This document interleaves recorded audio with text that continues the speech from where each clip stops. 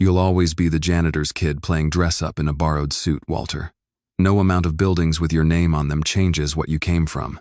The words landed before Walter Hendricks even reached the gate carried across the terminal on Marjorie Whitfield's clipped, satisfied voice meant to be heard. He stopped mid-stride, one hand still gripping the strap of the leather bag, slung over his shoulder, the same scuffed bag he had carried onto every red-eye flight for the past 20 years, rich now 100 times over, and still unable to make himself buy a new one. For one full second, the noise of the terminal seemed to drop away entirely, the rolling suitcases, the boarding announcements, the hiss of an espresso machine somewhere behind him, all of it thinned to a single ringing note, and underneath it an old and familiar cold settled into his chest, a cold he thought he had buried a lifetime ago. Welcome to our YouTube channel. Thank you so much for taking the time to watch today's video. Before we begin, we would love to know where you are watching this video from. What time is it where you are right now, and which country are you joining us from? Is it the United States, the United Kingdom, France, Canada, or somewhere else in the world? Please leave a comment and share it with us. It would be truly wonderful if people from all around the world could connect with one another, share their stories and feelings, and spread kindness and love through every video. Thank you for becoming a part of our community. We hope you enjoy a meaningful, peaceful, and heartwarming time watching this video. He was still wearing the black suit from the funeral. He had not changed, had not eaten, had barely slept in 3 days, and something about hearing that voice, Marjorie's voice, his mother-in-law's voice, sharp as a blade wrapped in pearls while his mother's grave dirt was still soft, 2 states away, cracked something loose in him that he had spent 30 years keeping shut. He turned toward the sound and found them waiting for him at the gate, like a small, well-dressed firing squad.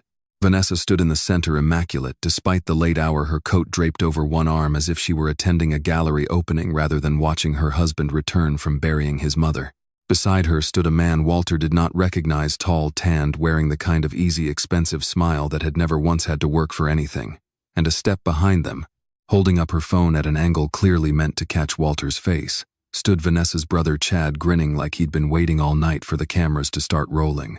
"Walt," Vanessa said, and her voice carried the practiced warmth of a woman greeting an acquaintance at a fundraiser, not a husband of 16 years.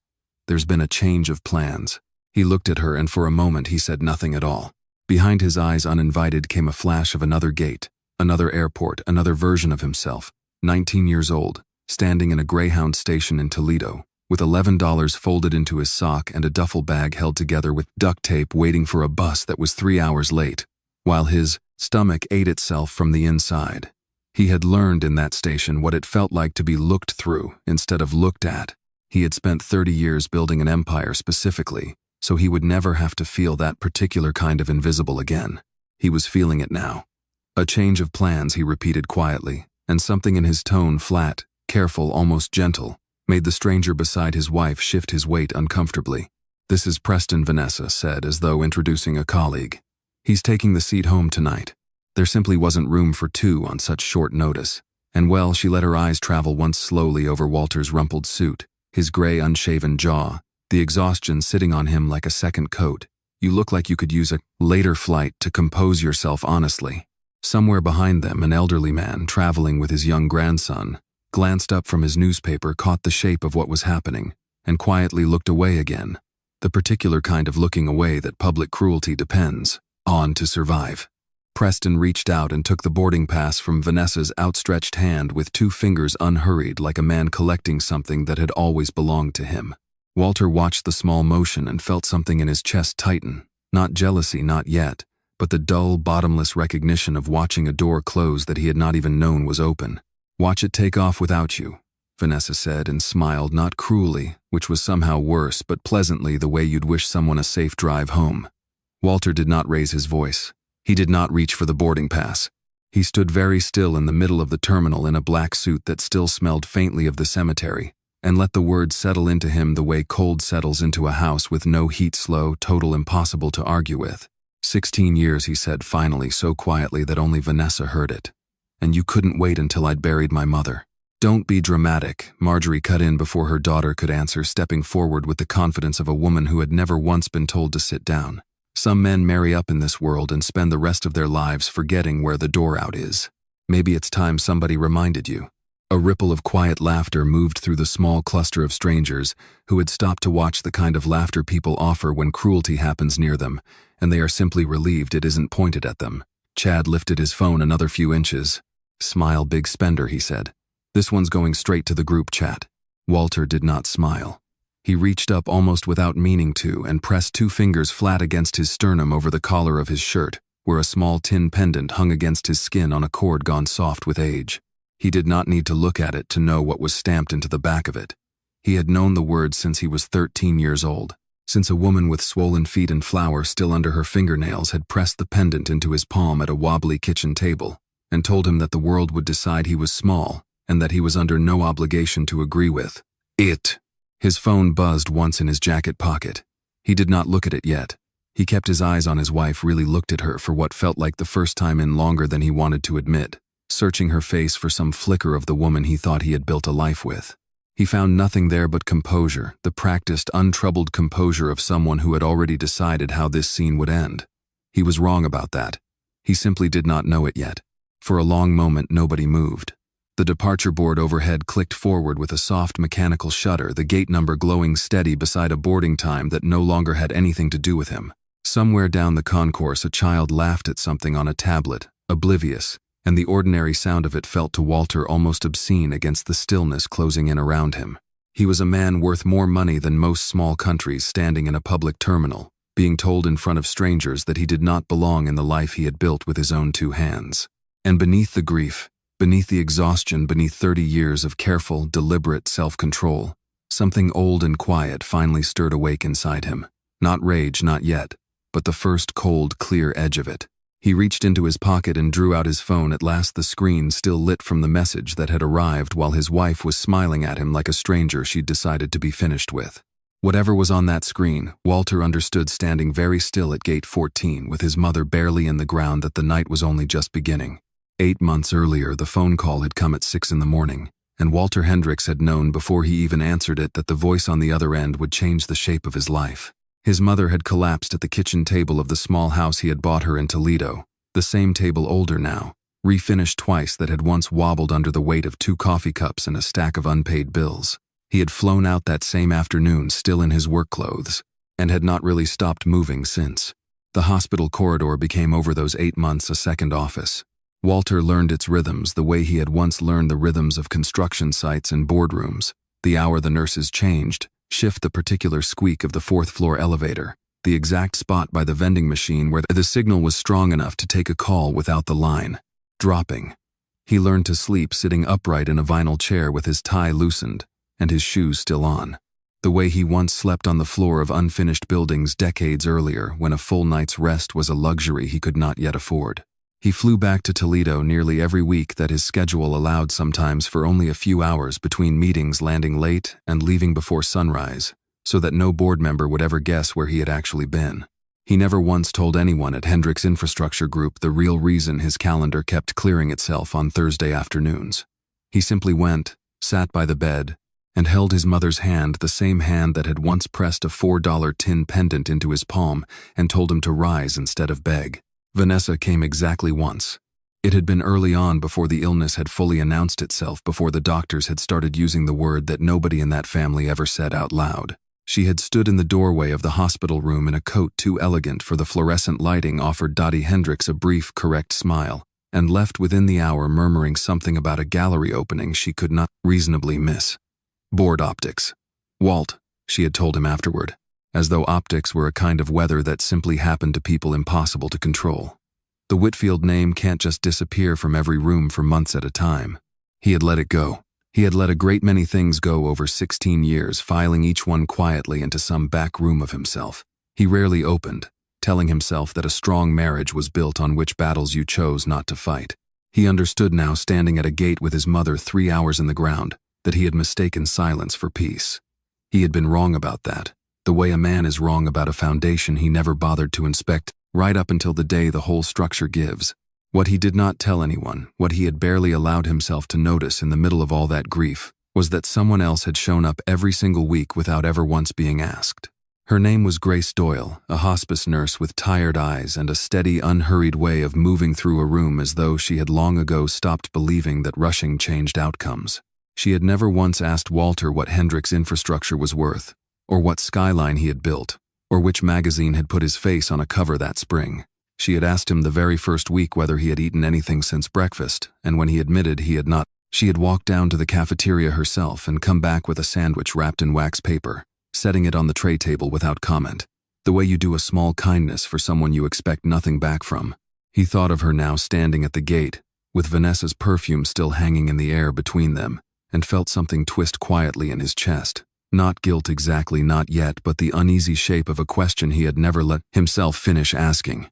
Late one night, somewhere in the 5th month, Dottie had surfaced from the fog of medication long enough to look at her son with a clarity that startled him. "You still got it," she'd whispered, and Walter had known immediately what she meant, drawing the tin pendant out from beneath his collar, without needing to be asked twice. "Every day, Mama," he said. She had smiled, weak but certain, and closed her eyes again. "There's going to come a day," she said, so quietly he had to lean in to catch it, a hard one. "A day they think they finally got you." Her hand had found his thin now, the strength gone out of it, but the grip somehow still sure. "That's the day you show them who you always were. Not before. You wait for it." "How will I know it's come?" he had asked, and even as a grown man worth more than most small countries, some part of him had sounded 13 years old again, standing at that wobbly kitchen table. "You'll feel it," Dottie said, like the whole room's holding its breath. 3 days later, she was gone. Walter flew home for the funeral alone, the way he had flown home for nearly everything that mattered over the past 8 months. Vanessa had cited a shareholder call she could not reschedule on such short notice. He had not argued. He had stopped somewhere in those 8 months, expecting her to come at all, which was its own quiet grief tucked inside the larger one, the kind nobody sends flowers for. The service was small, a handful of neighbors from the old block. 2 women Dottie had worked alongside for 30 years at a diner that had long since closed, and a man named Eddie Marsh, standing a little apart from the others in a suit that did not quite fit him the way a suit never quite fits a man who spends most of his life in coveralls. Walter had not seen Eddie in almost a decade. He had not called to invite him.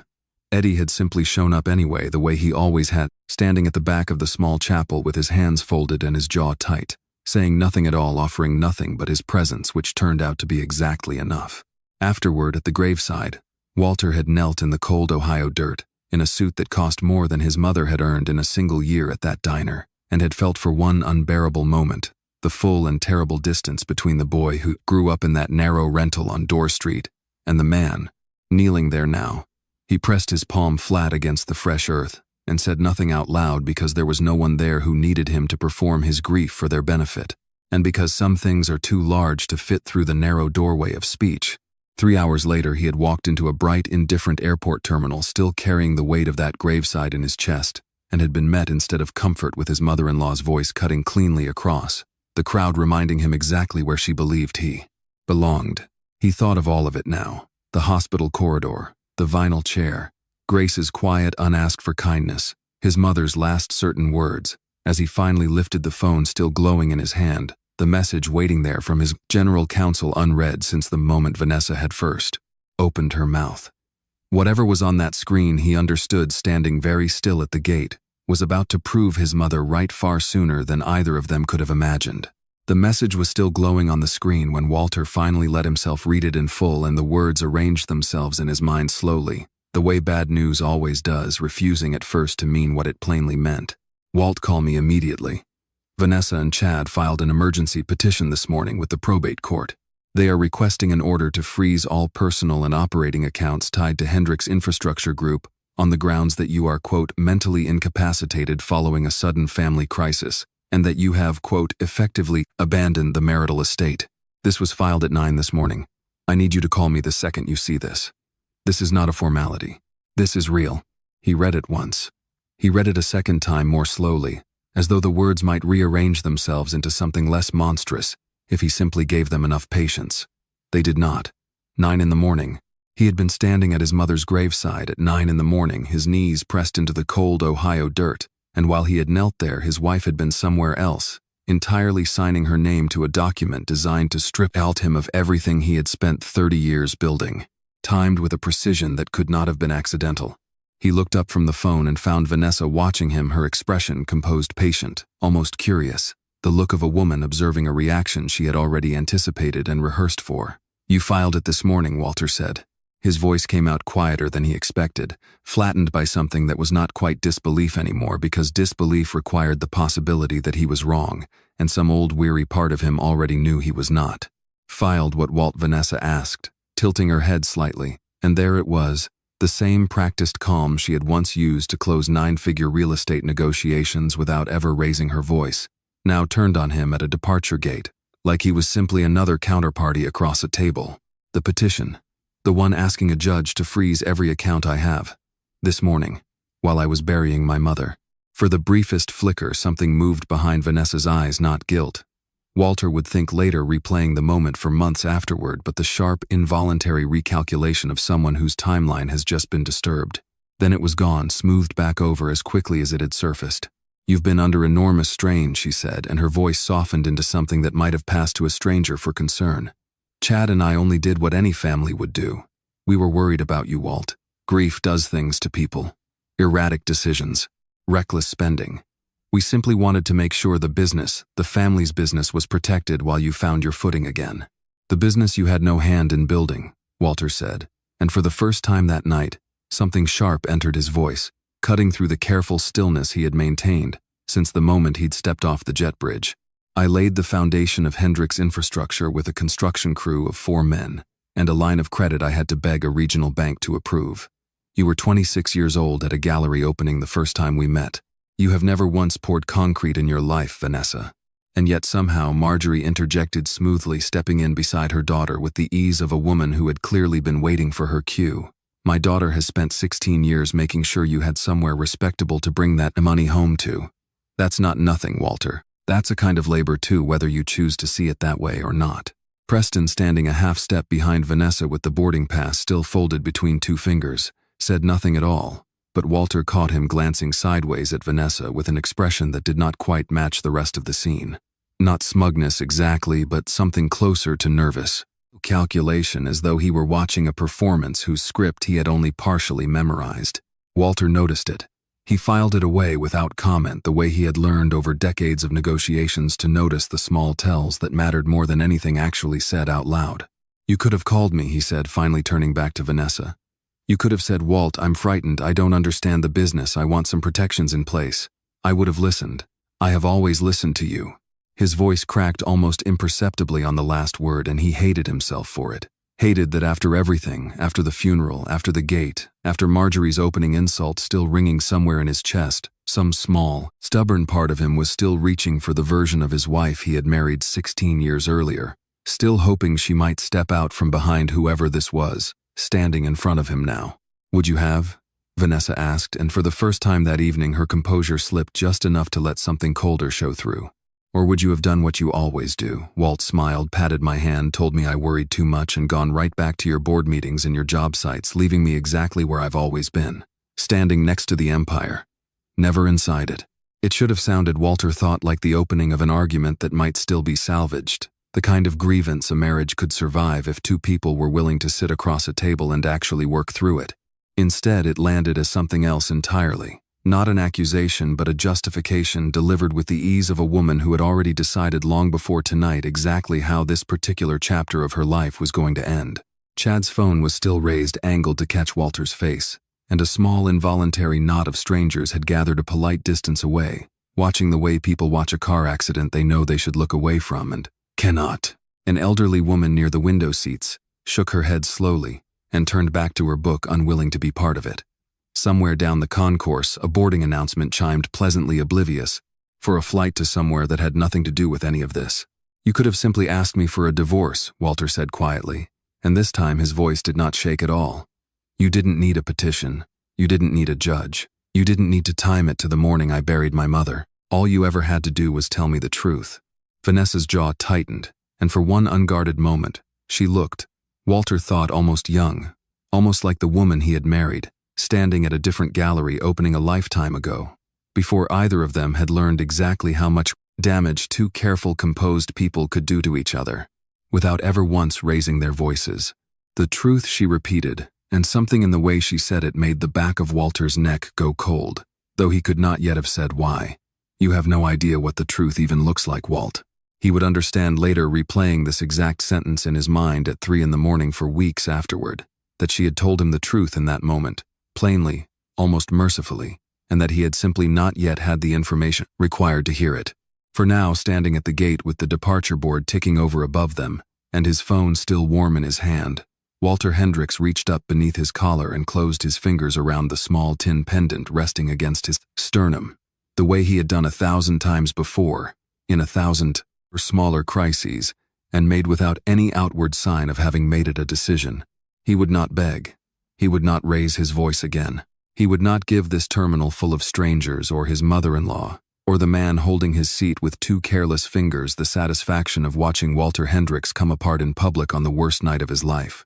He stepped back from the small, tight circle of them unhurried and lifted the phone to his ear. It rang once before Eddie Marsh picked up. "I've been waiting 11 years for this call, Walt."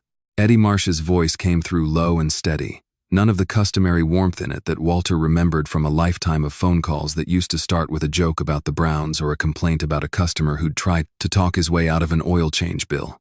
There was no small talk tonight. Eddie had clearly been waiting for this exact moment for longer than Walter had any idea.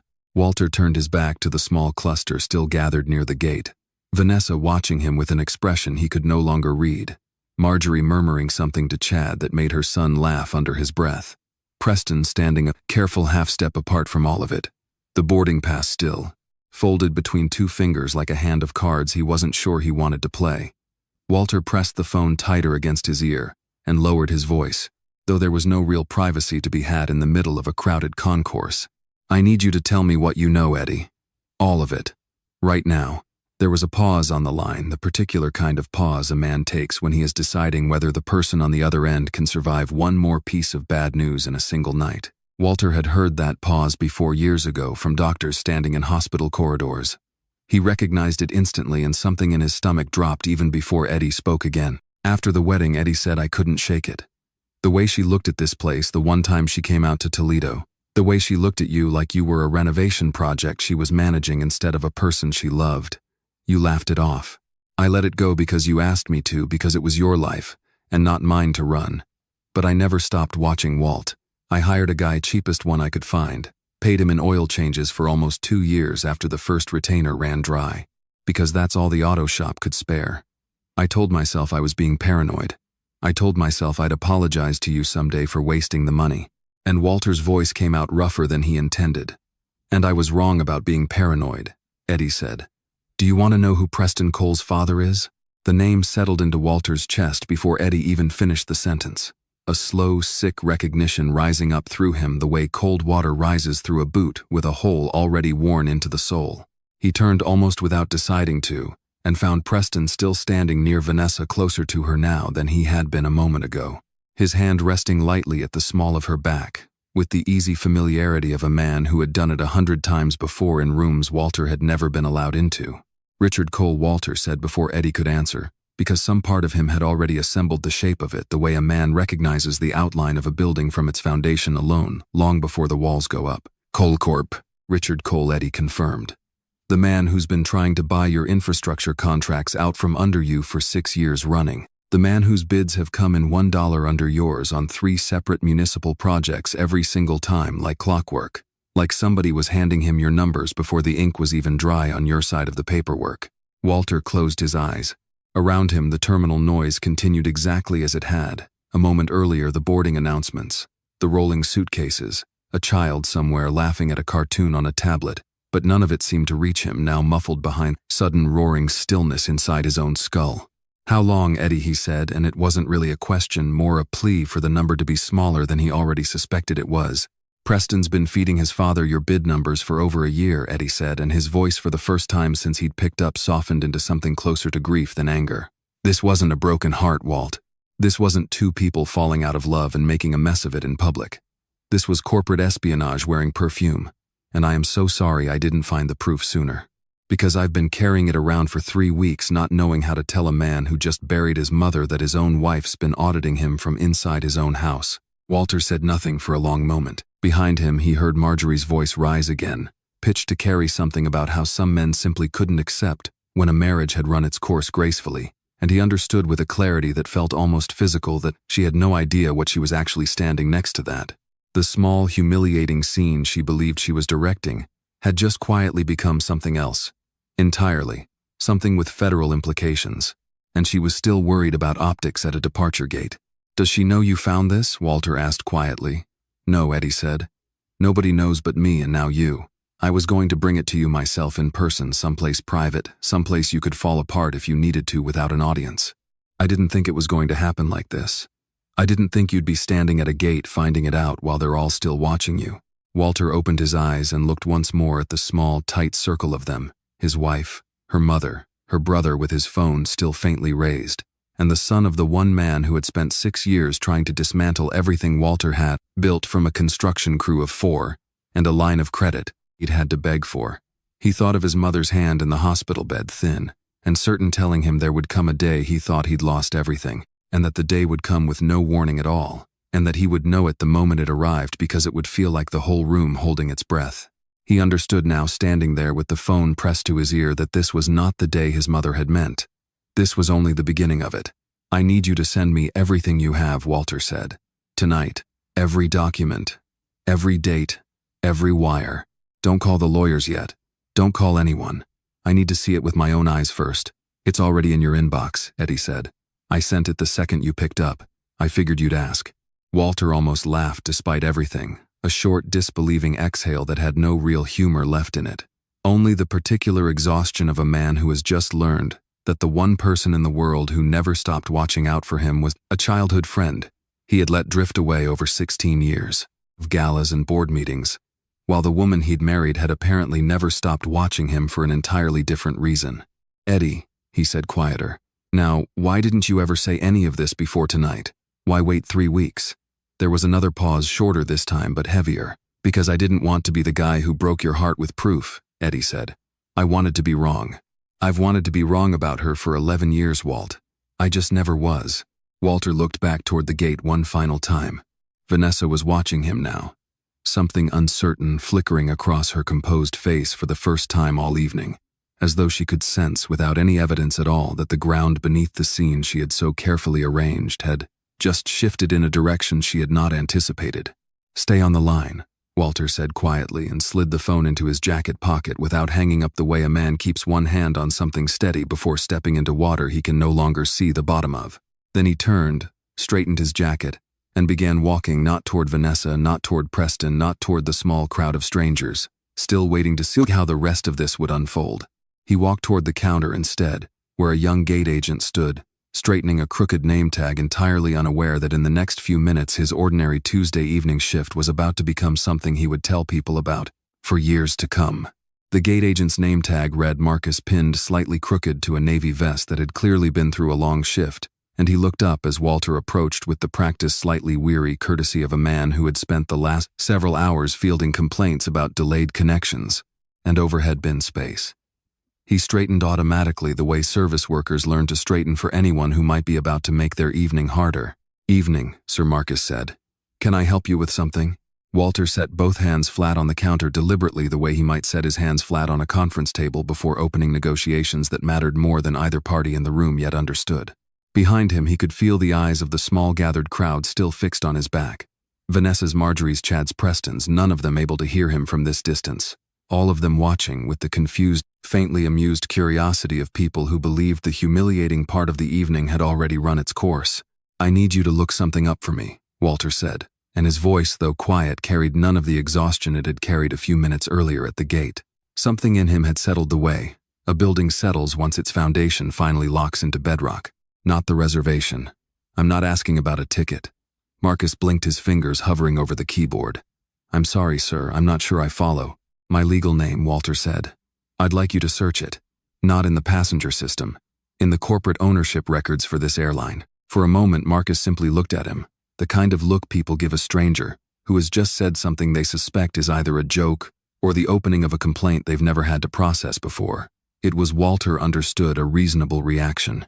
He had spent 30 years building something specifically so that moments like this one could exist quietly and visibly, until the exact night he needed them not to be invisible anymore. "Sir, I don't really have access to anything like that from this terminal," Marcus said carefully. If you're asking about who operates Heartland Regional, I can tell you it's a subsidiary of Hendricks Infrastructure Group, Walter said, finishing the sentence for him evenly. I know. That's why I'm asking you to look up the name Walter Hendricks. You'll find it listed as the controlling entity behind the holding company. There should be an internal verification protocol for exactly this kind of situation. I'd like you to run it. Something shifted in Marcus's face, then not disbelief exactly, but the first faint stirring of a possibility he clearly did not want to entertain in the middle of a Tuesday evening shift in front of a man in a rumpled black suit, who looked by any ordinary measure like someone who had been having a very difficult day. He glanced down at Walter's boarding pass, still sitting untouched on the counter where he'd set it a minute earlier, and then back up at Walter's face, searching it for some sign that this was a misunderstanding he could gently correct and move past. He did not find one. "One moment, sir," Marcus said, and typed the name into a different field than the one he'd been using before a field. Walter knew buried 3 layers deep in the airline's internal systems, one that existed for exactly this circumstance, and was almost never used because almost nobody who used it was standing in economy boarding at a regional gate on a Tuesday night. The system took a few seconds to load. In the silence that followed, Walter became aware of small things he had not noticed a moment earlier. The low hum of the fluorescent lighting overhead, the particular smell of jet fuel drifting faintly through the open jet bridge door, soft chime of another boarding call 2 gates down for a flight to somewhere that had nothing to do with any of this. He thought briefly, and without meaning to, of his mother's kitchen table, the notebook he used to keep hidden under his mattress full of sketched cargo routes and highway interchanges that no one but Eddie had ever taken seriously. He thought of Grace's voice in a hospital corridor asking whether he'd eaten anything since breakfast. He thought of the tin pendant resting against his sternum, warm now from his own skin, and the 2 words stamped into the back of it that he had not needed to read in decades because he had never once forgotten them. Rise. Don't beg. He was not begging. He had not raised his voice. He had simply told the truth plainly the way his mother had taught him to and let the machinery of what he had built do the rest. Marcus's screen finished loading, and something in the young man's posture changed instantly and completely. The particular unmistakable stillness of an employee reading a name that every internal training document had warned him he would almost certainly never see attached to an actual human being standing in front of his counter. His eyes moved from the screen to Walter's face, then back to the screen, then back to Walter's face, again, as though he needed to confirm twice that the wrinkled black suit and the exhausted, unshaven man wearing it truly belonged to the name flagged in gold at the top of the ownership record. Sir Marcus said, and his voice had lost every trace of its earlier professional ease, replaced now by something closer to quiet disbelief. I need to make a call. Please don't go anywhere." "I wasn't planning to," Walter said. Behind him, he heard Vanessa's voice rise sharper now, carrying across the distance between the gate and the counter. "Walt, what are you doing over there?" He did not turn around. He kept his eyes on Marcus, who had already picked up the internal phone and was speaking into it in a low, rapid voice, glancing up at Walter every few seconds as though checking that he had not somehow imagined the entire encounter. Within a minute, a woman in a fitted airline blazer appeared from a door behind the counter, moving quickly, her expression professionally neutral in the particular way that meant she had been told something significant and had not yet decided how significant it truly was. She looked at the screen. Marcus turned toward her, went very still for a moment, and then looked up at Walter with an entirely different expression altogether. "Mr. Hendricks," she said, and the sound of his own name spoken with sudden and total deference in the middle of an ordinary departure gate landed strangely in Walter's chest, not triumphant, not the way he might have imagined it if he'd ever let himself imagine a moment like this at all, but heavy, almost sorrowful, freighted with everything it had taken to arrive here. "I am so sorry. We had no idea you were flying with us tonight. Is there anything at all we can do for you right now?" Walter glanced back finally toward the small gathered group near the gate, toward Vanessa, whose composed expression had begun for the first time all evening to genuinely falter, toward Marjorie, still oblivious, still murmuring something to Chad that neither of them seemed to realize had already stopped mattering, toward Preston, whose hand had slipped away from the small of Vanessa's back entirely, as though some instinct in him had already sensed that whatever ground he thought he'd been standing on had just quietly disappeared beneath his feet. "There is one thing," Walter said, turning back to the woman in the blazer, his voice steady, almost gentle, the voice of a man who had learned a long time ago that real power rarely needed to be loud to be heard. "I'd like everyone standing at gate 14 right now to understand exactly whose airline they're standing in. Somewhere in his jacket pocket, faint and tinny through the speaker, Eddie's voice was still there, still listening, having heard every word of it. "Walt," Eddie said quietly, "I think it's finally happening. The thing your mama told you about." Walter closed his eyes for one brief moment and understood that Eddie was right. Within 90 seconds, the ordinary machinery of the gate had transformed into something else entirely. The regional supervisor arrived first, moving quickly past the boarding line with her radio already pressed to her shoulder. Behind her came the station manager, a heavy-set man in shirt sleeves, who had clearly been pulled from some back-office task mid-sentence. His tie loosened, his face carrying the particular pallor of a man who has just been told something his job title had never actually prepared him to handle. And behind him, walking fast across the polished terminal floor with his jacket half-buttoned and his ID badge still swinging from its lanyard, came the head of airport operations himself, saying, "Mr. Hendricks," before he had even fully closed the distance between them. "Sir," the operations chief said, slightly breathless, extending a hand that Walter shook once briefly without ceremony. "I am so sorry. If we had known you were traveling with us tonight, we would have. You wouldn't have needed to do anything differently," Walter said quietly. "I wasn't flying as an owner tonight. I was flying as a passenger, same as everyone else standing at this gate. That's exactly how I'd like it handled. Except for one thing." He turned finally and looked back toward the small cluster near the jet bridge, toward Vanessa, whose face had begun unmistakably now to lose its composure. Toward Marjorie, who was only just beginning to register that something in the shape of the evening had shifted without her permission. Toward Chad, whose phone was still raised, but whose hand, Walter noticed, had begun to shake slightly, the recording no longer quite as steady as it had been a few minutes earlier.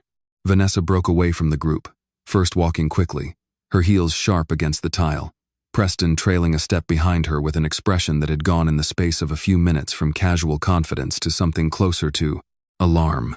"Walt," she said, "what is this? What did you do?" "I didn't do anything," Vanessa, Walter said, and his voice, though quiet, carried clearly across the small distance between them, steady, in a way that made two of the airline employees standing nearby instinctively straighten. "I just stopped letting you not know." The operations chief cleared his throat, glancing between them with the careful discomfort of a man realizing he had walked directly into the middle of something far larger than a boarding dispute. "Ma'am," he said, addressing Vanessa with visible reluctance, "I need to ask you and your party to step back from the gate for a moment. This carrier and this terminal's ground operations are held by Hendricks Infrastructure Group." He glanced toward Walter almost apologetically, before finishing the sentence. "Mr. Hendricks is the majority owner." For a moment, nobody at the gate said anything at all. The silence that followed was total, the particular kind of silence that only ever settles over a public place when something has shifted too suddenly for the ordinary noise of the world to keep pace with it. Somewhere 3 gates down, a boarding announcement chimed pleasantly for a flight that had nothing to do with any of this, and the sound of it seemed to everyone standing near Gate 14 strangely obscene against the stillness that had swallowed the rest of the terminal. Marjorie was the first to find her voice, though what came out of her was smaller than anything she had said all evening. That can't be right. Walter runs a construction company. He pours concrete. He doesn't." She stopped herself, looking from her daughter's stricken face to the operations chief's uncomfortable one, searching for someone who might tell her this was a misunderstanding that could still be corrected with the right tone of voice. No one did. Chad's phone had lowered almost entirely, now forgotten, dangling loosely at his side, the recording still running and capturing nothing more dramatic than the toe of his own shoe against the terminal carpet. Walter noticed with a detachment that surprised him that the small crowd of strangers who had gathered earlier to watch him be humiliated had not dispersed. If anything, more people had stopped now, drawn by the sudden energy of airline staff converging on a single gate, but their attention had shifted entirely the way a current shifts direction without warning, and every phone that had been angled toward Walter a few minutes earlier was now slowly and almost involuntarily turning the other way, toward Vanessa, toward Marjorie, toward Preston, who had gone very pale and very quiet, standing slightly apart from the group now as though some instinct in him understood, before the rest of them fully did, that his own name was about to become part of whatever came next. "Walt," Vanessa said again, and this time something had cracked open in her voice, something that sounded for the first time all evening, almost like fear. "We need to talk about this privately, please." "We will talk," Walter said, "but not tonight and not the way you're imagining." He glanced briefly toward Preston, and something in his expression made the younger man flinch almost imperceptibly. "You should ask your friend here how his father's bidding numbers have managed to come in exactly $1 under mine on 3 separate contracts over the last 2 years. I think you'll find the conversation illuminating." The color left Preston's face entirely. Vanessa turned to look at him, and Walter watched with an ache that surprised him the precise moment his wife's expression shifted from confusion to something far more devastating. The dawning involuntary understanding that whatever certainty she had walked into this terminal with tonight had just been quietly, irreversibly dismantled from underneath her. "What is he talking about, Preston?" she asked, her voice thin, now stripped of every ounce of the polished authority it had carried a few minutes earlier. Preston said nothing. He did not need to. His silence answered the question more completely than any explanation could have. Walter did not stay to watch the rest of it unfold.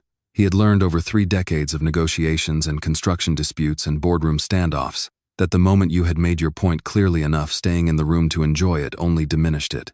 He turned instead to the operations chief, who was still standing beside him, looking faintly overwhelmed by the last several minutes of his evening. "I'd like a private space if you have one," Walter said. "Somewhere I can make a few calls." "Of course, Mr. Hendricks. Right this way." As he turned to follow, Walter caught one last glimpse of the scene behind him. Marjorie's hand pressed against her own chest as though physically bracing herself. Chad standing frozen, his phone finally lowered all the way. Vanessa and Preston facing each other in a silence that had nothing left of the easy intimacy they had displayed 20 minutes earlier at the boarding line. Somewhere in that silence, Walter understood an entire architecture of lies he had lived inside for 16 years was beginning all at once to come down. He did not feel triumphant. He had expected somewhere in the back of his mind, across all the years he had quietly absorbed one small humiliation after another inside that marriage, that a moment like this one, if it ever came, might feel like victory. It did not. It felt instead like standing in the wreckage of a house he had spent half his life renovating, only to discover in the final hour that the foundation beneath it had never once been solid to begin with. He lifted the phone from his pocket. Eddie was still there, still listening, quiet on the other end of the line. "You still with me?" Walter asked, his voice low now, some of the steel gone out of it, replaced by something raw. "Every second of it," Eddie said. "Walt, you did good. Your mama would be proud of how you handled that." Walter closed his eyes briefly, standing in a private airline office with the muffled sound of the terminal still audible through the closed door, and felt for the first time since the funeral 3 hours earlier, something in his chest come, dangerously close to breaking. "I need you to send everything to my attorney tonight," he said, steadying his voice. "And Eddie, there's something else I need to ask you. Something that has nothing to do with any of this." "Anything?" Eddie said. Walter hesitated, glancing down at the tin pendant still resting against his sternum, and thought unexpectedly of a hospital corridor and a sandwich wrapped in wax paper and a voice that had never once asked him what he was worth. "Do you still have Grace Doyle's number?" he asked. "I do," Eddie said. And there was something careful in his voice now, the particular gentleness of a man handling a question he had clearly been waiting years for his friend to ask. "You want me to send it to you, or you want me to just tell you now while you're still standing in the middle of all this?" "Send it," Walter said. "Tomorrow, not tonight." He sat down slowly in the small borrowed office. The operations chief had shown him into lowering himself into a chair meant for someone filling out incident reports, not a man whose entire evening had just come apart and reassembled itself, twice in the space of an hour. "Tonight I just need to sit for a minute." "Take your time," Eddie said. "I'm not going anywhere." Walter set the phone down on the desk in front of him, speaker on now, and let his head fall back against the wall behind the chair. Through the thin partition he could still hear the muffled hum of the terminal boarding calls, rolling luggage, the distant hiss of a coffee machine. But it all sounded very far away now, as though it belonged to some other night entirely, one that had nothing to do with him. He closed his eyes, and the cold found him before the memory did the way it always had. He was 11 years old again, lying on a mattress on the floor of a 2-room rental on Dorr Street, listening to the radiator bang and hiss and fail to produce anything resembling warmth. Toledo winters did not forgive thin walls. The window beside his bed had a crack in the lower pane that his mother had covered with a strip of clear packing tape, and some nights when the wind came in off the lake, hard enough, Walter could feel the cold slide through that crack and settle directly against his skin no matter how many blankets he pulled up to his chin. He remembered the particular ache of being cold for so many consecutive nights that his body simply stopped expecting to be warm the way you stop expecting a phone to ring after enough silence. He remembered, too, the hunger, not the dramatic movie kind of hunger, but the quieter, grinding kind that became so familiar, it almost stopped registering as hunger at all, just a low hum underneath everything else. Dottie Hendricks worked 2 jobs and still could not always stretch what she earned across a full week. And there were nights Walter watched her portion out what little food they had, giving herself less so that his plate would look at a glance like an ordinary boy's dinner. He had not understood at 11 what she was doing. He understood it perfectly now, decades later, sitting in a private airline office in a suit that cost more than she had earned in an entire year at that diner. There had been a particular injustice that winter that Walter had never told anyone about, not even Eddie, though Eddie had been there for the aftermath of it. Their landlord, a heavyset man named Dwayne, who managed 3 buildings on the block and treated late rent as a personal insult, had shown up on a Tuesday evening in January, banging on their door hard enough to rattle the frame, and had told Dottie in front of her own son that if she couldn't come, top with what she owed by Friday, she could find somewhere else to freeze. Walter remembered his mother's face in that moment, not afraid exactly, or not only afraid, but carrying a specific, controlled humiliation that he had not fully understood until he was much older and had learned himself exactly what it felt like to be looked at as though you were a problem someone else had to solve. She had found the money by Friday. Walter never knew exactly how, though. Years later, going through her things after the funeral, he had found a pawn ticket in a shoebox dated that same January for a wedding ring that had never made it back out of the shop. It was Eddie, 11 years old and skinny as a fence post, who had shown up at their door 2 days after the landlord's visit with half a loaf of bread his own mother had baked, saying nothing about why, just handing it over and asking if Walter wanted to come look at a car engine his dad was fixing in the garage. Eddie had never once made it about charity. He had simply kept showing up the way he always would for the rest of both their lives, with something small and practical and never once discussed out loud. That was the same winter Walter had started the notebook. He remembered exactly how it began, not as a dream, not at first, but as a way of occupying his mind on the coldest nights when sleep refused to come and the hunger hummed too loudly to ignore.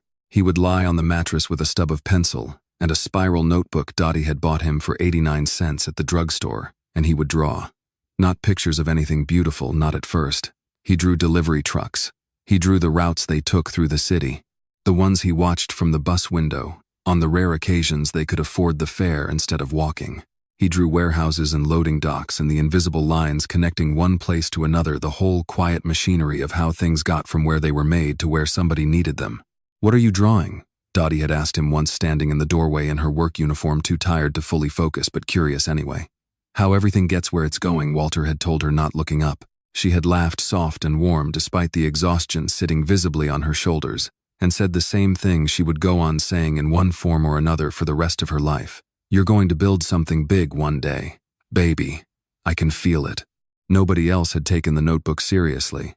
Not his teachers, who saw an underfed boy falling asleep in the back row of algebra class and assumed not unkindly that he simply wasn't applying himself.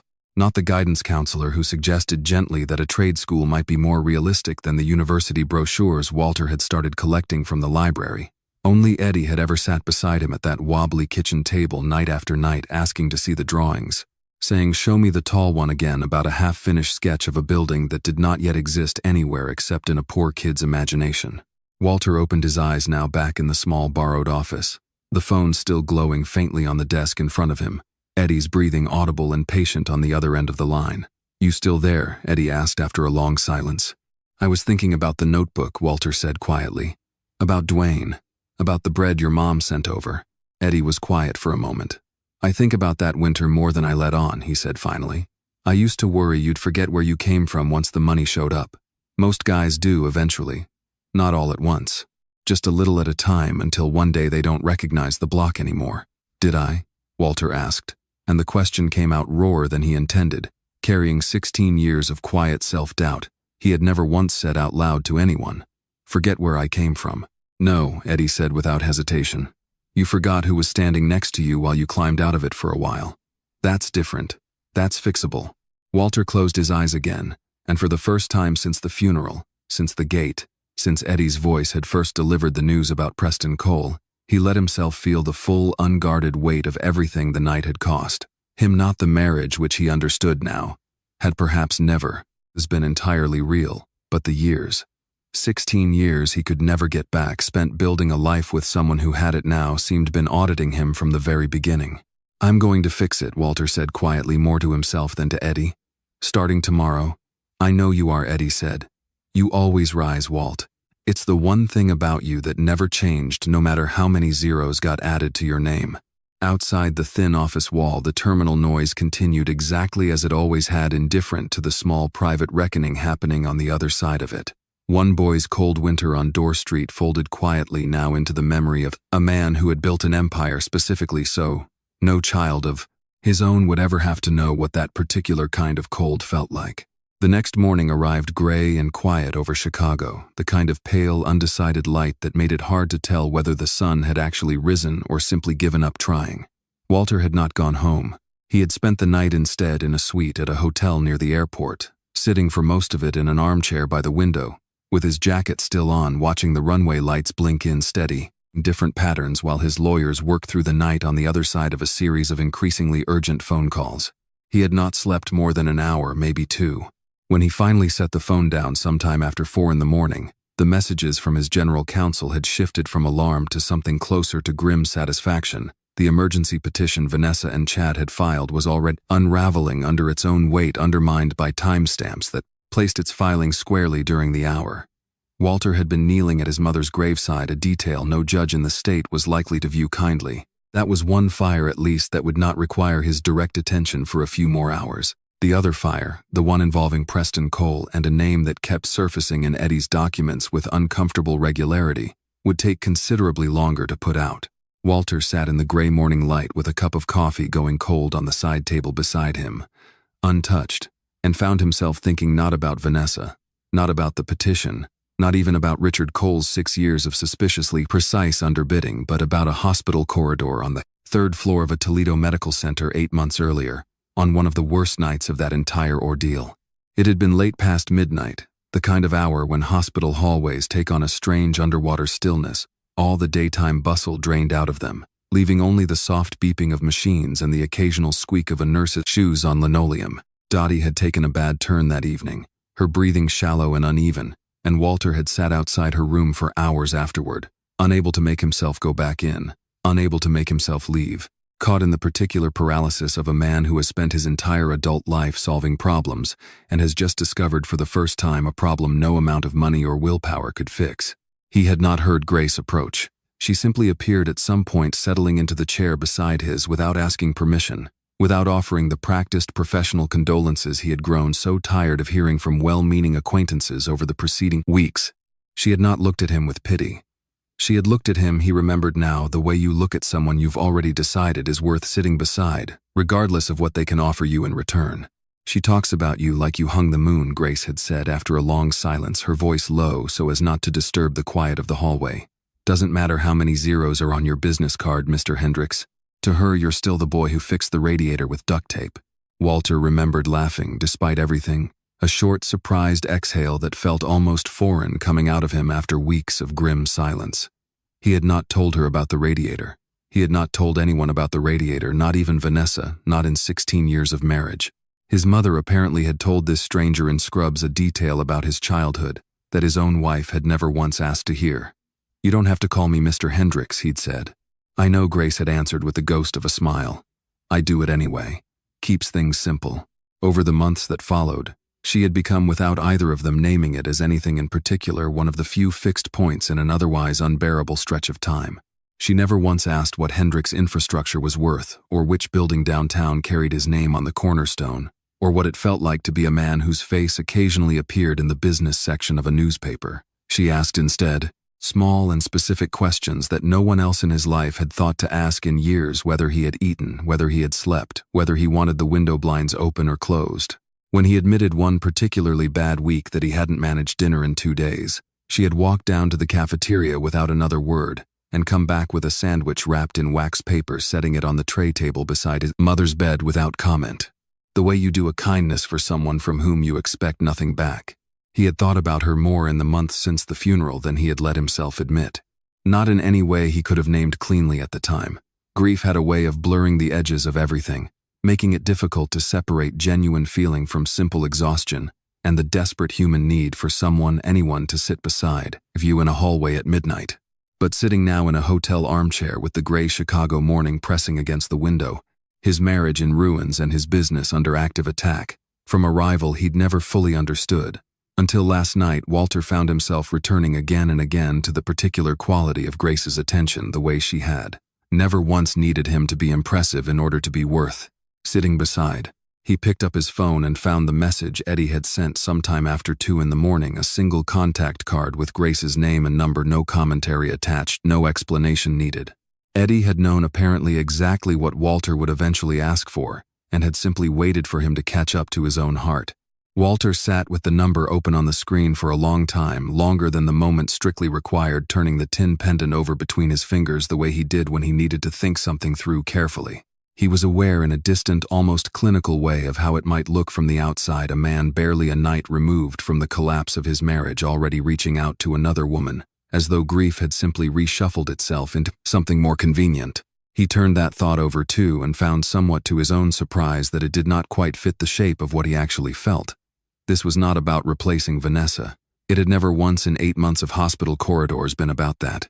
It was about a debt of gratitude he had never properly paid, and a question he had never let himself finish asking back when circumstances had made it impossible to ask anything at all. He typed the message, slowly deleting it twice before he let it stand. "This is Walter Hendricks. I know it's been a while. I wanted to thank you properly for everything you did for my mother and for me those last few months. I never got the chance to say it the way I meant it. If you're willing, I'd like to buy you a cup of coffee sometime. No hospital corridor required this time." He read it over once more, then set the phone face down on the side table before he could talk himself out of sending it the way a man sets down a tool he has finally finished using after a long, difficult job. Outside the window, the gray Chicago morning had begun almost imperceptibly to lighten the first thin edge of sun cutting low across the runway. Somewhere out there, 100 ordinary lives were beginning their ordinary days, entirely unaware that the man watching them from the 17th floor had just spent the last 12 hours discovering that everything he thought understood about loyalty, about love, about the shape of his own life, had been built, it now seemed, on considerably less solid ground than he had ever let himself imagine. His phone buzzed once against the table 20 minutes later. He picked it up, and for the first time since the funeral, since the airport, since Eddie's voice had delivered its devastating news, something in Walter Hendricks's chest loosened just slightly at the sight of 3 simple words on the screen. "I'd like that." A few days later, Walter met Grace at a small diner on the north side, the kind of place with vinyl booths and a laminated menu that hadn't changed in a decade, chosen deliberately because it was as far as he could get in every sense, from the marble lobbies and glass conference rooms that made up the rest of his life. Grace arrived in jeans and a worn denim jacket, her hair pulled back, simply looking, Walter thought, exactly like herself in a way almost no one in his world ever managed to anymore. They talked for nearly 2 hours about nothing that mattered in any strategic sense. Her work at the hospice, a stray cat she'd been feeding on her back porch for the better part of a year, the particular stubbornness of Toledo winters, which she remembered fondly, despite having grown up shivering, through most of them much the way Walter had. She laughed easily, a real laugh, unguarded, and at one point reaching across the table for the sugar, her hand brushed his, and neither of them pulled away as quickly as good manners might have suggested. It was the first time in longer than Walter could remember that he had sat across from someone and felt plainly and without complication like himself. His phone rang just as the waitress was clearing their plates, Eddie's name lighting up the screen, and something in the particular urgency of the ringtone, a setting Walter had assigned years ago reserved only for calls he needed answer. No matter what he was doing, told him before he even picked up that whatever Eddie had to say was not going to be small. "I need you to sit down," Eddie said, the moment Walter answered, and there was none of the steadiness in his voice that had carried him through the airport call days earlier. This time he sounded shaken the way Walter had rarely heard him sound in 30 years of friendship. "Actually, I know you're probably already sitting. Just stay sitting." "Eddie, what is it?" Walter kept his voice low, aware of Grace watching him across the table, her expression shifting immediately from easy warmth to quiet, concern the way a person's face changes when they realize, even without hearing the other half of a conversation, that something has gone badly wrong. "I found something in the old financial records," Eddie said, "going back further than the espionage stuff. Way further. I almost didn't send it to you, Walt. I want you to know that. I sat on it for 2 days trying to figure out if there was any version of it that meant something else. There isn't. Just say it." There was a pause, the same terrible, hesitant pause Eddie had taken at the airport, except heavier this time, weighted with something Walter could already feel gathering at the edge of his understanding, before a single word of it had been spoken. "There's a wire transfer," Eddie said finally. 16 years old, From a Colcorp shell account, one they used for consulting fees, the kind of account that only shows up if you know exactly what you're digging for, to a firm called Whitmore Strategic Consulting. I ran the ownership records on Whitmore 3 different ways before I let myself believe what I was looking at. Walter's grip on the phone tightened almost imperceptibly. Across the table, Grace had gone very still, her hand resting near his on the table without quite touching it, as though she understood on instinct that he needed the anchor of her presence, even before he understood why. Whitmore Strategic Consulting was Vanessa's firm. Walter said slowly, each word arriving like something being pulled up from very deep water. Before we met. Before the gallery opening. Right, Eddie said. And the transfer landed in their account the same week, the exact same week, Walt, that you and Vanessa happened to end up seated next to each other at that infrastructure conference in Cleveland. The one you always used to say felt like fate. The one neither of you had any real business attending because you'd only signed up as a last-minute favor to a colleague, and she'd registered under a +1 badge that, according to the conference roster I managed to was never actually issued to a +1 of anyone on the guest list. Walter said nothing. He could not have said anything, not in that moment, because the ground he had been standing on, already unsteady, already cracked by everything the last few days had revealed, had just given way entirely beneath him, dropping him into a version of his own history he did not recognize at all. Walt, Eddie said gently when the silence had stretched long enough that he clearly worried the line had dropped. You still there? 16 years, Walter said, and his voice came out strange to his own ears, flattened and distant. The voice of a man reading someone else's obituary aloud. You're telling me 16 years ago, before I'd built half of what I have now, Richard Cole paid a consulting firm to put my future wife in a seat next to me at a conference. I'm telling you it wasn't an accident, Eddie said quietly. And I'm telling you I don't think the affair with Preston was even the real betrayal, Walt. I think it was just the most recent chapter of something that started before you two ever said a word to each other. I think the whole marriage, every birthday, every anniversary, every ordinary Tuesday night might have started as a job. Walter set the phone down on the table gently, as though it had suddenly become something fragile, and stared at it without seeing it. The diner around him, the clatter of dishes, the murmur of other conversations, the smell of coffee and grilled onions receding into something distant and unreal, the way that sound recedes underwater. Grace did not ask what had happened. She simply reached across the table slowly and rested her hand over his, not gripping it, not offering false comfort, just present the way she had been present in a hospital hallway 8 months earlier, when there had been nothing left to say. That would have actually helped. He'll call you back, she said quietly, nodding toward the phone, understanding without needing to be told that whatever Eddie had said had cracked something open that Walter needed a moment to sit inside of before he could speak. Again. Walter thought, in that strange, suspended silence of every ordinary moment of his marriage, he had once considered proof of something real, the way Vanessa used to sit with him at his mother's kitchen table during the early years before. The money had fully arrived, asking about his childhood with what he had believed at the time was genuine curiosity. The way she had cried or seemed to cry at their wedding. The way she had once told him, on a quiet Sunday morning a decade into the marriage, that she couldn't imagine what her life would have looked like if they'd never met at that conference in Cleveland. He understood now, sitting in a vinyl booth on the north side of Chicago, with Grace Doyle's hand resting over his, that she had been telling the truth in that moment too, in the same way she had told the truth at the airport gate, plainly, and almost mercifully, without either of them realizing it. At the time, she truly could not imagine what her life would have looked like without that conference, because that conference had been the entire point, the moment a job had begun disguised for 16 patient years as a marriage. He picked the phone back up slowly, his hand steadier than he expected it to be, and pressed it to his ear. Send me everything, he said quietly. Every document. Tonight. Walt, Eddie said, are you okay? Walter looked across the table at Grace, at her steady, unhurried presence, at the hand, still resting over his, as though she had no intention of moving it until he was ready for her to. He thought of his mother's voice from a hospital bed telling him there would come a day he thought he'd lost everything, and understood with a clarity that felt almost peaceful, despite the devastation underneath it, that this, not the airport, not the petition, not even Preston Cole, was the day she had truly meant. No, he said honestly. But I will be. The following week, Walter asked Vanessa to meet him at the house in Lincoln Park.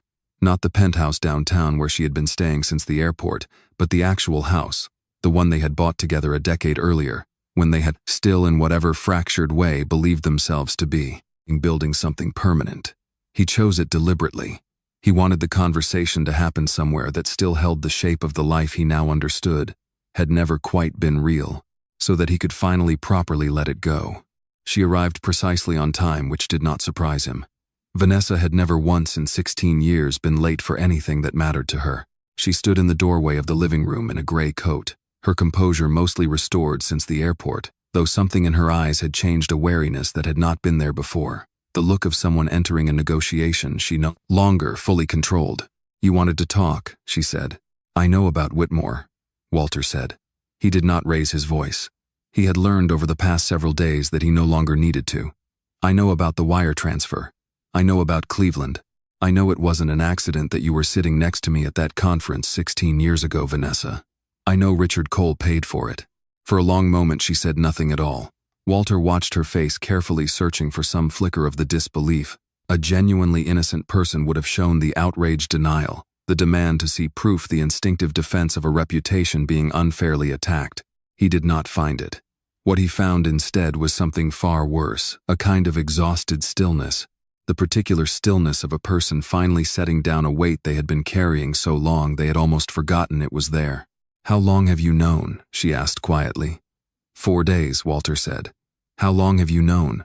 She let out a breath, slow and unsteady, and sat down on the arm of the sofa, not quite able to fully lower herself into it, as though some part of her still expected to need to stand and defend herself at any moment. 16 years, she said. "I've known since before we met Walt. I was 26 years old, and Richard Cole's firm offered me more money in a single consulting contract than I'd made in the previous 3 years combined. All I had to do was attend a conference, make a connection, and report back." "Report back what exactly?" Everything she said, and her voice cracked slightly on the word. "Your bidding strategy, your financing structure, which municipal contracts you were pursuing and how you were pricing them. It was supposed to last 6 months, maybe a year. That's what they told me. Get close, get information, walk away with a very generous severance and a very clean conscience, because construction contracts aren't exactly national security." And then, Vanessa looked up at him, and for the first time since the airport, Walter saw something in her face he had not expected to see again. Not remorse exactly, but something adjacent to it. A grief she seemed almost as surprised by as he was. "And then I actually got to know you," she said. "The Walt who used to bring blueprints to bed and fall asleep with a pencil still in his hand. The Walt who called his mother every single Sunday without fail for the first 10 years we were married, no matter what continent he was on. I told myself somewhere in that first year that I was going to walk away from the arrangement. That I'd tell Richard Cole to find someone else, that I didn't need his money anymore. That I actually wanted this. Wanted you for reasons that had nothing to do with the job. But you didn't walk away." "No," she admitted. "I didn't. And the longer I stayed, the harder it became to imagine explaining any of it to you, and the easier it became to convince myself that the reporting had mostly stopped mattering, that I was giving Cole less and less over the years, that it was practically nothing anymore." She shook her head slowly. "I told myself a lot of things, Walt. I see now that most of them were just a more comfortable way of staying inside a lie I no longer knew how to leave." "And Preston." Something in her expression hardened again, the wariness returning. "Preston wasn't my idea," she said. "Richard sent him 18 months ago, when the contracts started slipping away from Cole Corp faster than they were comfortable with. He needed someone closer, someone who could get access I no longer had on my own after all these years. I want you to believe that I didn't know at first exactly what Preston was actually doing here. I'm not sure that matters to you. I understand if it doesn't." Walter was quiet for a long moment, turning the entire shape of it over in his mind. Not the anger which had mostly burned itself out over the preceding days into something colder and more useful, but the strange, unwanted grief underneath it. The mourning of a version of his marriage that had never fully existed, and yet had, in certain unguarded moments, felt entirely real to him. "I keep trying to figure out," he said finally, "which parts were real. If any of them were. Some of them were," Vanessa said, and her voice was steady now, stripped of every trace of the performance she had carried into the room with her. "I know you won't believe that, and I understand why. But the year you almost lost the Cook County contract and didn't sleep for a week, and I sat up with you until 4 in the morning going through the numbers, that was real, Walt. It just also happened to be useful information I passed along the next morning. Both things were true at the same time. I've spent 16 years telling myself that made it less of a betrayal. I don't actually believe that anymore." Walter looked at her for a long time, at the woman he had built half his adult life around, and found to his own quiet surprise that what remained inside him was not rage, but something closer to exhaustion, the particular exhaustion of a man who has spent days excavating the foundation of his own, in history, and has finally reached the bedrock of it, however unstable that bedrock turned out to be. "The divorce filing goes forward," he said, "and everything you just told me goes to my attorneys along with everything Eddie's already found. I'm not interested in destroying you publicly, Vanessa. I don't need to. What I need is for this to be finished completely and permanently, so that nobody else's father can ever again buy someone a seat next to me at a conference." She nodded slowly, and something in her posture for the first time since she'd walked through the door seemed almost to relax, as though 16 years of careful performance had finally exhaustingly been allowed to end. "For what it's worth," she said, quietly standing to leave, "I hope whoever comes next never has to find out what I found out. That it's possible to build an entire life around someone and still somehow never once tell them the truth." She let herself out. Walter stood alone in the living room of a house that no longer felt like his, listening to her car pull out of the driveway, for what he understood with a strange and total certainty would be the last time. He did not call Eddie that night, or Grace either, though both of them had texted to check on him. He sat instead in the quiet house until the light outside the window had faded fully into evening, turning the tin pendant slowly between his fingers, and let himself for the first time since the funeral simply grieve not for the marriage, which he understood now had never quite been what he believed. It was, but for 16 years of a particular kind of trust he did not know if he would ever be able to give away so completely again. "Rise. Don't beg." His mother had never told him what to do about the third thing, the hardest thing, what a man was supposed to do with a wound that had healed crooked for so long he had mistaken the crookedness for the shape of his own heart. He thought he might finally be ready to find out. In the weeks that followed, the story moved out of the private rooms where Walter had first learned its worst details and into a much larger, colder kind of daylight.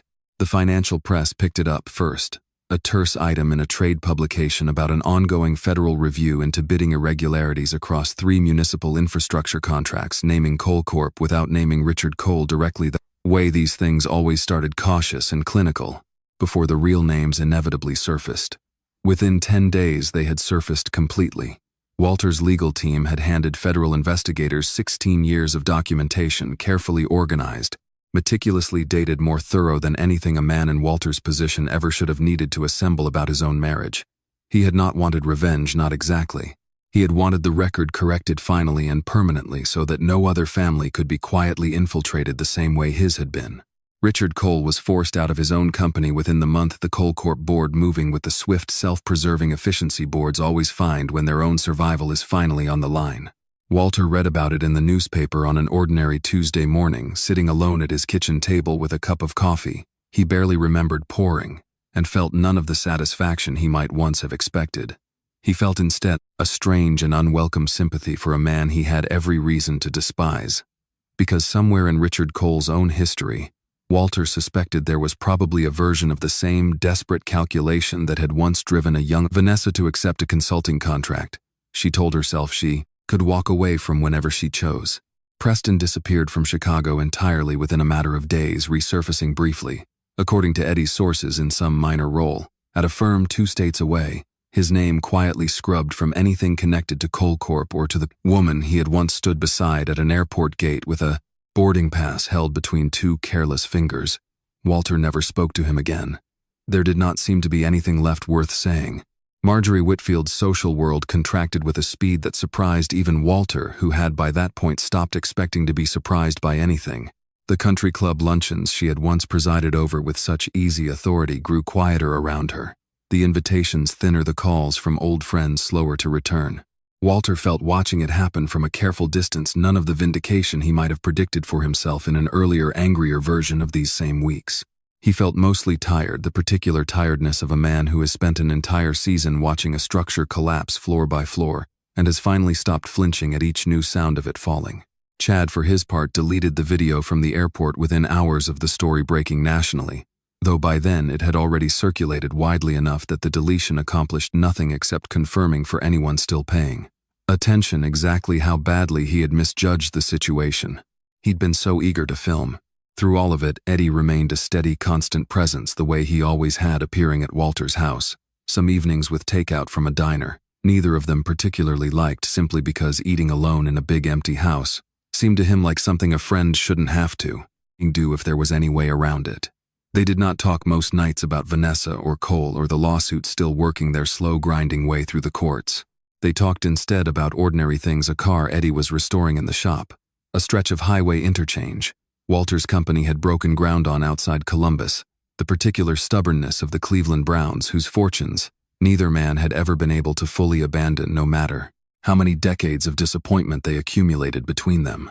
"You seem different," Eddie said one evening midway through a container of orange chicken neither of them had bothered to heat properly. "Lighter almost. Which doesn't make a lot of sense given the year you're having."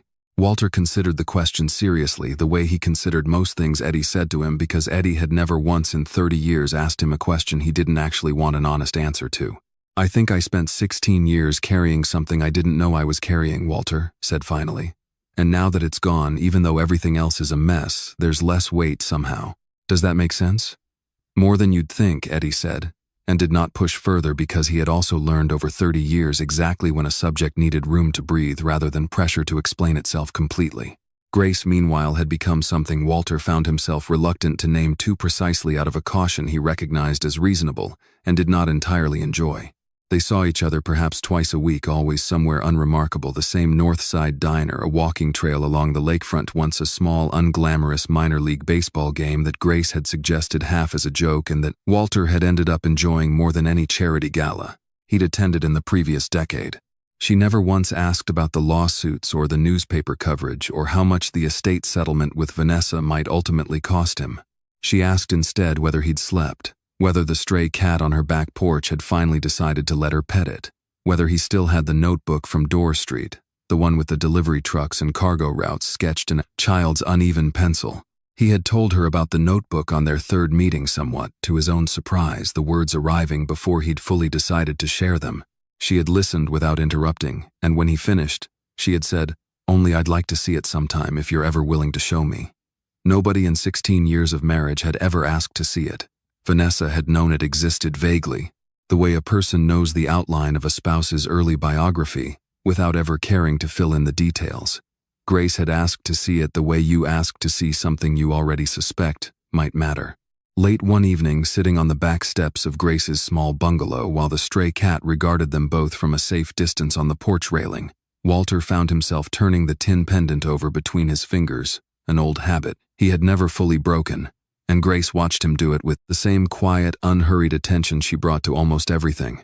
"Can I ask you something?" she said. "About the necklace. You can ask me anything." "What do the words say?" "I've never wanted to pry, but I've watched you touch it about 100 times now, and it seems like it matters more than jewelry usually does." Walter unclasped the cord slowly and held the small tin pendant out to her, warm still from where it had rested against his skin. Grace turned it over gently in her palm, tilting it toward the porch light, and read the two words stamped into the back of it, worn soft now from 3 decades of handling. "Rise. Don't beg." "My mother had it made for $4 at a hardware store on Dorr Street," Walter said quietly, "when I was 13 years old, and we didn't have much of anything else to give each other." Grace was quiet for a long moment, still holding the pendant carefully in her open hand, as though she understood without needing to be told exactly how much it weighed beyond the small, ordinary fact of its tin. "She sounds like she knew exactly who you'd need to become," Grace said, finally handing it back to him with the same careful attention she gave everything, long before the rest of the world figured it out. Walter refastened the cord around his neck, and for the first time in longer than he could easily remember, the two words settled against his chest, not like a wound he was still carrying, but like a promise he might at long last actually be close to keeping. By the time autumn settled fully over Chicago, the divorce had finalized with a quiet, businesslike efficiency that surprised almost everyone except Walter himself, who had expected nothing else from a woman who had spent 16 years mastering the art of leaving a room without appearing to have left it at all. There was no dramatic final confrontation, no courthouse scene for the cameras that had briefly circled the story before losing interest and moving on to some newer scandal. Vanessa signed what needed signing, kept almost nothing beyond what the settlement required the law to grant her, and left Chicago entirely by the time the first frost came, resettling somewhere on the East Coast that Walter made a deliberate point of never learning the name of. He found in the weeks after the papers were finalized that he did not think about her nearly as often as he had expected to. What lingered instead more persistently than her absence was the strange, unresolved grief of the 16 years themselves, not for the marriage he'd believed he had, but for the ordinary, unremarkable life he had never gotten the chance Have to build with someone who had simply honestly wanted the send. Same things he did without an invoice attached to any of it. It was Eddie characteristically who gave that grief somewhere useful to go. They were standing together one Saturday morning in the old auto shop on Dorr Street, the same shop Eddie's father had run decades earlier, the same shop where a 13-year-old Walter had once sat on an overturned bucket, watching Eddie's father rebuild a transmission, half listening, half sketching cargo routes in the margins of a stolen notebook page. Eddie had taken the place over years ago, kept it running on the same stubborn combination of skill and goodwill his father always had, and the smell of motor oil and metal shavings still carried for Walter an entire childhood folded inside it. You ever think about what you actually want to do with all of it? Eddie asked, wiping his hands on a rag that had clearly seen better decades. The money, I mean. Not the company. I know the company's its own thing. I mean the part of it that's just sitting there now that you're not funding a marriage that turned out to be a corporate audit. Walter leaned against the workbench, considering the question the way he considered most things. Eddie asked him carefully, and without the reflexive deflection he might have offered almost anyone else. I've thought about it, he admitted. I keep coming back to this place, actually. To streets like this one. Kids like we were. Yeah. My mother used to say I was going to build something big one day, Walter said. I think she meant buildings at the time. I think I meant it that way too for a long time. But standing here now, I don't think that's actually what she was talking about. Eddie set the rag down slowly, giving Walter his full attention in the particular unhurried way. He always had the same way he'd once sat beside a poor kid's kitchen table asking to see the tall building sketched in pencil. I want to put real money behind kids growing up the way we did, Walter continued. Not a plaque on a building somewhere downtown with my name on it. Something that actually reaches Dorr Street. Tuition, trade, apprenticeships, whatever a kid actually needs that nobody's going to hand them just because they deserve it. I want to name it after her. The Walter Hendricks Fund, Eddie said, testing the shape of it out loud, and something in his face, weathered and steady, softened in a way Walter had rarely seen. She'd have hated the fuss, you know. Hated people making a thing out of her. I know, Walter said. I'm doing it anyway. Eddie laughed short and warm and clapped a grease-stained hand against Walter's shoulder, leaving a faint mark on the fabric that Walter did not bother to wipe away. Then I guess you finally did learn something from all those boardrooms, he said. Sometimes the right decision isn't the one everybody else would approve of. It's just the one that's actually true. That evening, Walter told Grace about the fund over dinner at her small kitchen table. The stray cat who had over the preceding months gradually and grudgingly accepted both of them into some looser category than complete strangers curled on the windowsill behind her. He watched her face carefully as he explained it, half expecting the same polite, distant interest most people offered when a wealthy man announced a new philanthropic venture. He did not get that.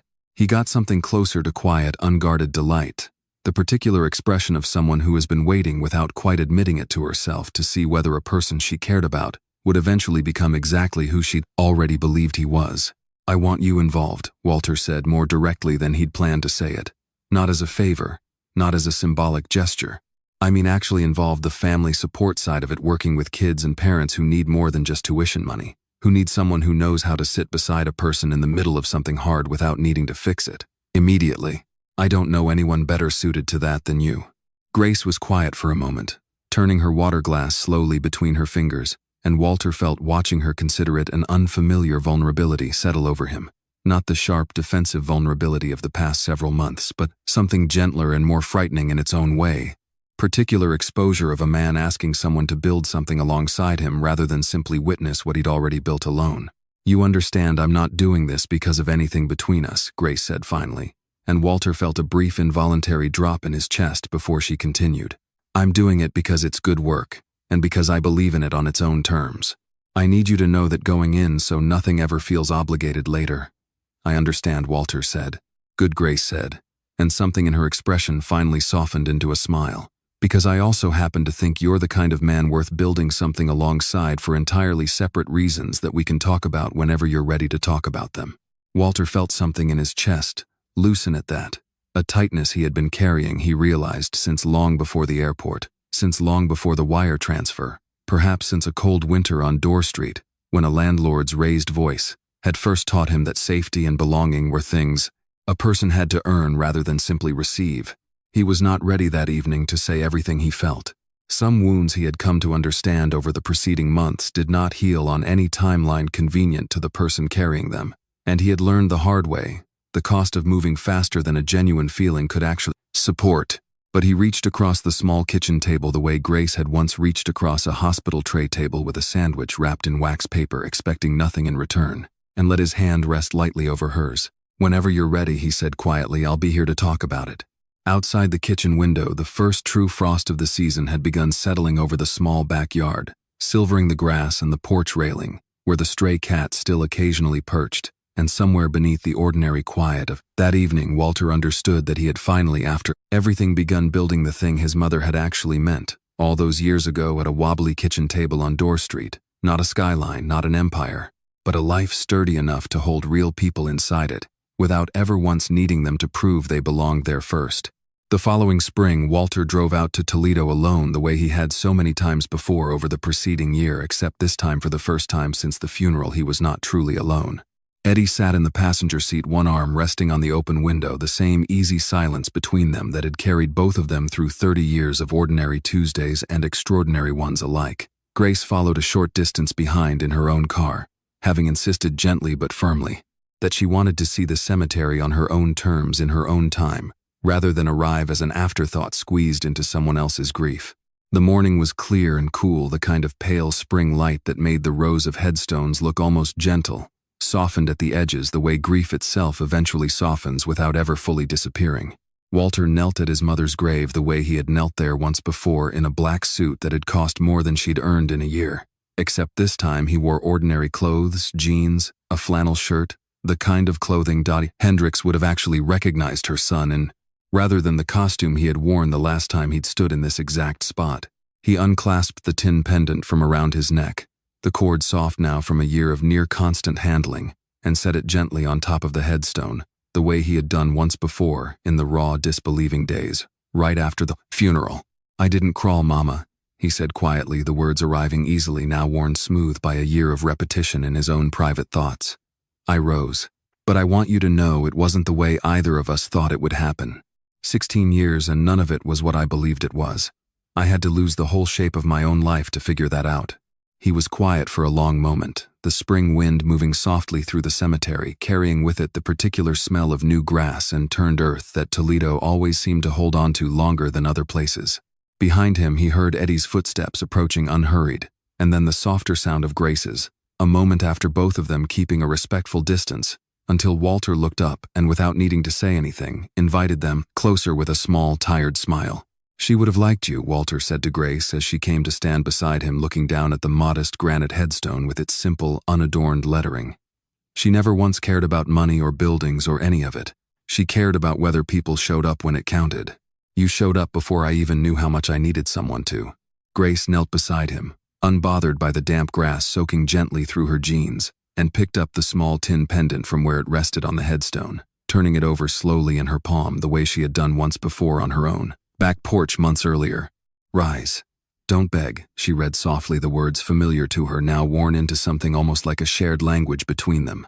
"I've thought about these words a lot since that night on my porch, Walter. I keep thinking there's a third part your mother never got the chance to add. Something about what happens after you rise. About who's allowed to stand there with you once you finally do." Walter looked at her and felt something in his chest that he had spent a year carefully, cautiously guarding finally give way entirely. Not the collapse of the airport, not the devastation of the wire transfer, but something gentler, infinitely more frightening, the particular vulnerability of a man, choosing deliberately, and with his eyes fully open this time, to let someone else matter to him again. "I don't think she ever needed to add a third part," he said quietly. "I think she just trusted that whoever was worth having stand there with me would already understand it without needing it spelled out." Grace held his gaze for a long moment, something unspoken passing between them that neither of them rushed to name out loud, and then she reached up and gently refastened the cord of the pendant around Walter's neck herself, her finger steady and warm against his skin. "Then I'll stand here," she said simply, "for as long as you'll have me." Eddie, standing a respectful few feet back with his hands in his pockets, cleared his throat softly, more moved than he seemed entirely comfortable admitting. "All right, you two," he said with the particular gruffness he used whenever a moment threatened to become more sentimental than he could easily withstand. "Your mother's watching all this, Walt, and she's probably telling me right now that we're going to be late for the ribbon cutting if we don't get moving." He was right. 3 months earlier, ground had been broken on a modest building 2 blocks from the old auto shop on Dorr Street, Not a monument, not a glass tower with the Hendricks name carved into marble, but a plain, sturdy community center that now housed the first official chapter of the Dottie Hendricks Fund. $400 million stood behind it, spread across scholarships, trade apprenticeships, and a family support program that Grace had spent the better part of the winter helping to design from the ground up, drawing on years of watching families in crisis need something steadier than good intentions alone. The ribbon cutting that afternoon was small and unglamorous, exactly the way Walter had insisted it be. No press releases, no line of black cars, just a modest crowd of neighborhood families gathered on the sidewalk outside a building that smelled faintly and pleasantly of fresh paint and new carpet. Eddie ran the workshop program housed on the ground floor, teaching kids the same practical patient skills his own father had once taught him. The exact skills that had once handed a poor kid on Dorr Street half a loaf of bread, without ever once making it feel like charity. Partway through the small gathering, a boy of about 13, thin-shouldered and watchful in the particular way, Walter still recognized instantly, tugged at his sleeve and pointed toward the tin pendant now visible at his collar. "What's that mean?" the boy asked, his voice carrying the careful, deferential politeness of a kid who had already learned too young to be cautious around adults who held more power than he did. Walter knelt down to the boy's level the way his own mother had once knelt to his, and unclasped the pendant just long enough to let the boy read the words stamped into the tin. "It means the world's going to knock you down sometimes," Walter said gently. "Maybe more than once. Maybe more than you think you can survive. And when it does, you don't crawl and you don't beg. You rise." He glanced up briefly at Grace and Eddie standing together a few feet away, watching him with matching expressions of quiet, unguarded warmth. "And if you're lucky," he added, "somebody good rises right there with you, and neither one of you has to do it alone." The boy nodded slowly, turning the idea over the careful way children do when they sense they've just been handed something more important than they fully understand yet, and ran off to rejoin his friends by the workshop entrance where Eddie was already showing a small cluster of kids how to properly hold a wrench. Walter stood back up, brushing the spring grass from his knees, and felt Grace's hand find his without either of them needing to reach for the other deliberately. The gesture simply arriving the way true steady things eventually do, without announcement, without performance, without anything at all. To prove. Never measure a man by how quietly he carries his weight. Never mistake gentleness for weakness or patience for surrender, or a wound finally healed by the right person for a wound that never happened at all. The ones the world writes off as small are so often the ones holding up the whole sky, and sometimes if they are patient enough and honest enough, and willing enough to let someone good stand beside them, the sky finds a way to hold them back. If Walter's story moved something in you today, don't keep it to yourself. Like this video so someone who feels invisible right now knows that their silence isn't their weakness. Subscribe for more stories where the underestimated rise, and tell me in the comments the moment Grace refastened that pendant around his neck. Did you feel it too? A year after the ribbon cutting on Dorr Street, the community center no longer felt new. The fresh paint smell had long since faded into the ordinary lived-in scent of a building that people actually used pencil shavings from the tutoring room motor oil, drifting up from Eddie's workshop downstairs, the faint, persistent smell of coffee from the small kitchen where Grace's family support meetings ran most weekday evenings. Walter had come to think of that particular blend of smells as the closest thing he had to the scent of belonging, closer even than the marble lobbies of the buildings that carried his company's name across 3 states. He proposed to Grace on an ordinary Tuesday deliberately, because she had once told him early in their friendship that she distrusted grand gestures, the way some people distrust weather forecasts, impressive to look at, rarely reliable, and usually more about the person making the promise than the person receiving it. So there was no restaurant reserved months in advance, no ring hidden in a dessert, no audience gathered to witness the moment. There was only the back porch of her small bungalow on an unremarkable evening, the stray cat curled between them on the top step, having long since abandoned any pretense of wariness toward either of them. "I've been thinking about something my mother used to say," Walter told her, turning the small velvet box over once in his jacket pocket, before he'd worked up the nerve to actually produce it. "She used to tell me that a person's worth wasn't in what they showed the world but in what they could carry without falling. I spent a long time thinking that meant carrying things alone. I don't think that anymore." Grace looked at him for a long moment, the porch light catching the same steady, unhurried attention she had given him from the very first night in that hospital hallway. And Walter understood, watching her expression shift slowly into something unguarded, that she already knew exactly what was coming. and had simply been waiting with characteristic patience to let him arrive at it in his own time. "Are you asking me to help you carry something, Walter Hendricks?" she asked, a small, warm smile pulling at the corner of her mouth. "I'm asking you to marry me," he said, finally producing the ring, plain and unshowy, chosen deliberately to look like something a person might actually wear every day rather than something meant to announce itself in a room. No consulting fees involved. No hidden arrangements. Just me asking you plainly the way I should have asked for things a long time before I ever learned how.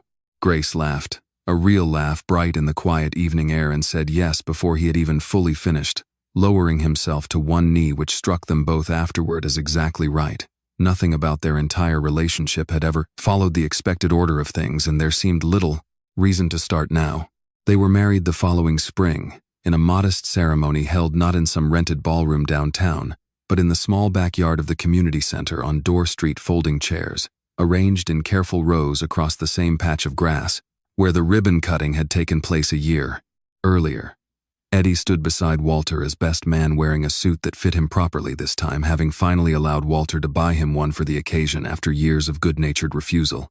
"Never thought I'd see the day," Eddie said quietly, adjusting Walter's collar in the small side room where they waited before the ceremony began, his gruffness only barely concealing how moved he actually was.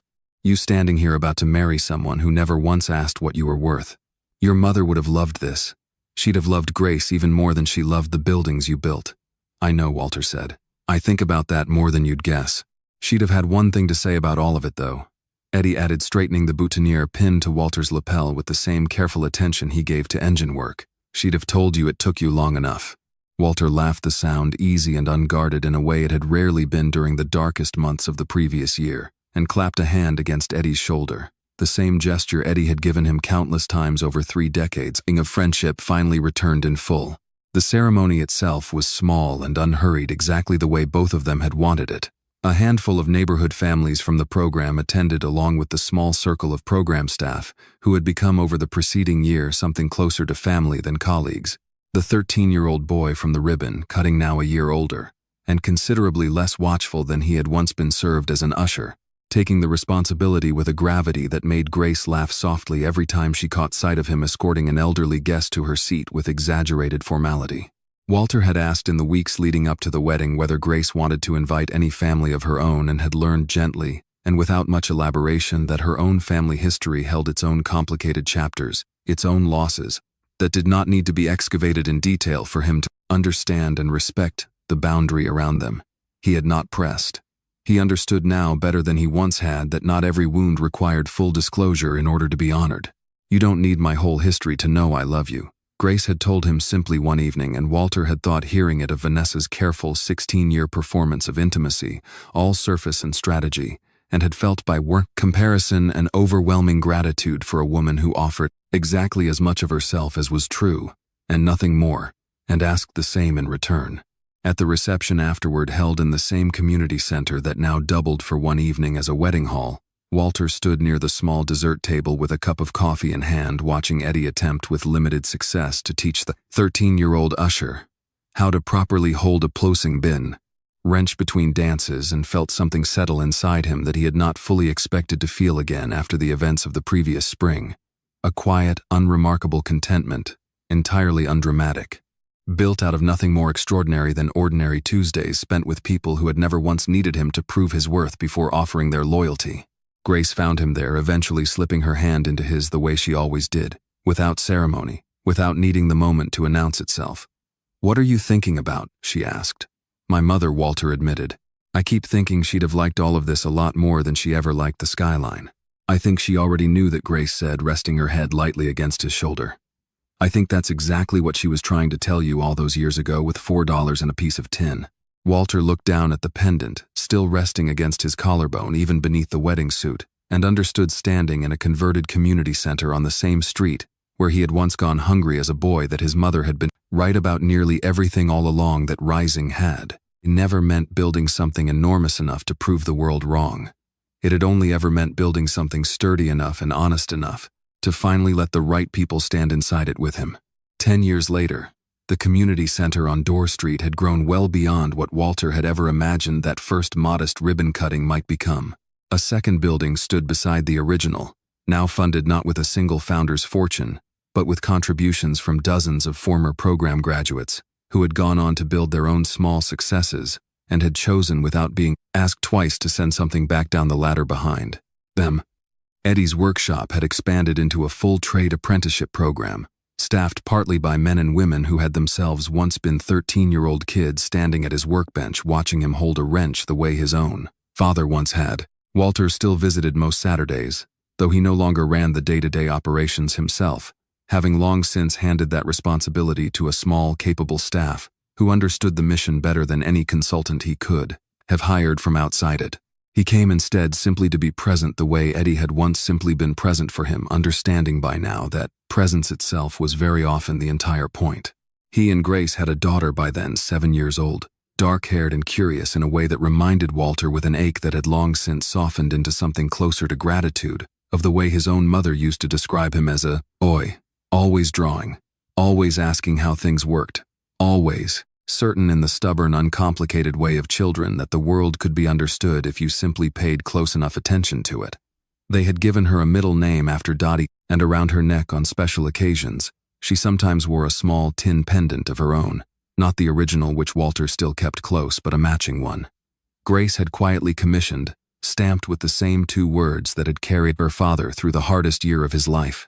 One Saturday that autumn, the same 13-year-old boy from the very first ribbon cutting, no longer 13, now a grown man in his early 20s, having gone through the program's full apprenticeship track and stayed on afterward as a junior instructor, found Walter sitting on a bench outside the workshop, watching a new group of neighborhood kids file in for their first orientation session, nervous and watchful the exact way he himself had once been. "You remember the day you knelt down and told me what that necklace meant?" the young man asked, sitting down beside him without waiting to be invited, the same easy familiarity the whole building had come to run on. "I remember," Walter said. "I think about it more than you'd guess," he said, "especially now teaching the new kids myself. Turns out it's true what you told me. The world does knock you down. Doesn't stop just because you got a little older." "No," Walter agreed. "It doesn't. But you rise anyway. And now you get to be the one standing there when the next kid needs somebody." The young man nodded slowly, watching the new arrivals file nervously past the workshop doors, and Walter felt, sitting there in the mild autumn sun, the particular satisfaction of watching something he had built finally begin to sustain itself without needing him at the center of it, which was, he had come to understand over the preceding decade, the truest measure of whether something had actually been built to last. There is a lesson in Walter Hendricks' story that reaches far beyond airports or inheritances or corporate espionage dressed up as a marriage. It is the same lesson his mother tried to hand him imperfectly, and with only $4 to spend on it at a wobbly kitchen table, decades before any of the rest of it happened. The first lesson is this: quiet strength is still strength. The world will often mistake patience for weakness, gentleness for a lack of resolve, silence for surrender. Walter never once needed to raise his voice to reclaim what was his. He simply told the truth plainly and let the weight of his own life's work do the rest. There is real power in refusing to perform your pain for people who have already decided not to see it clearly. The second lesson is this: not everyone who shares your table is actually sitting beside you. It took Walter 16 years and considerable heartbreak to understand that intimacy without honesty is simply a longer, more elaborate kind of loneliness. The people worth keeping close are rarely the ones who ask what you're worth. They are the ones who ask if you've eaten. The third lesson is this: the wounds that cut deepest are not always the ones that happen suddenly. They are more often the ones that happen slowly over years, disguised as ordinary life, until one day the whole shape of what you believed collapses at once. Healing from that kind of wound does not happen on a schedule. It happens the way Walter's did, slowly, through small, unglamorous kindnesses, sandwiches wrapped in wax paper, a hand resting quietly over yours at a diner table, someone willing to sit beside you without needing to fix you immediately. And the fourth lesson, perhaps the one that matters most: rising was never meant to happen alone. Walter's mother told him not to beg, but she never once told him to shut everyone else out. The real triumph of his story was not the moment the airline's ownership records confirmed his name at the top of the page. It was the moment months later, when he finally let someone stand beside him while he carried the weight of everything that came after and understood at last that allowing yourself to be helped is not the opposite of rising. It is very often the entire reason rising is worth doing at all. Be kind to the quiet ones around you. You rarely know what they are carrying or what they have already survived to be standing exactly where they are. And if you are the quiet one tonight, if you are the one who feels overlooked, undervalued, or small in rooms that should have made space for you, remember Walter, and remember his mother's $4 promise. You do not have to crawl. You do not have to beg. You only have to rise and trust that the right people will rise there with you. If this story moved something in you today, please don't keep that feeling to yourself. Like this video, if Walter and Grace's journey touched your heart, share it with someone who needs to hear tonight that their quiet isn't their weakness. Leave a comment and tell me the exact moment you felt the story turn. Was it the wire transfer? Was it the pendant? Was it the boy at the ribbon cutting asking what the words meant? And if you haven't already, subscribe to the channel so you never miss the next story of the underestimated rising, exactly when the world least expects it. Thank you for spending this time with Walter's story. I'll see you in the next video.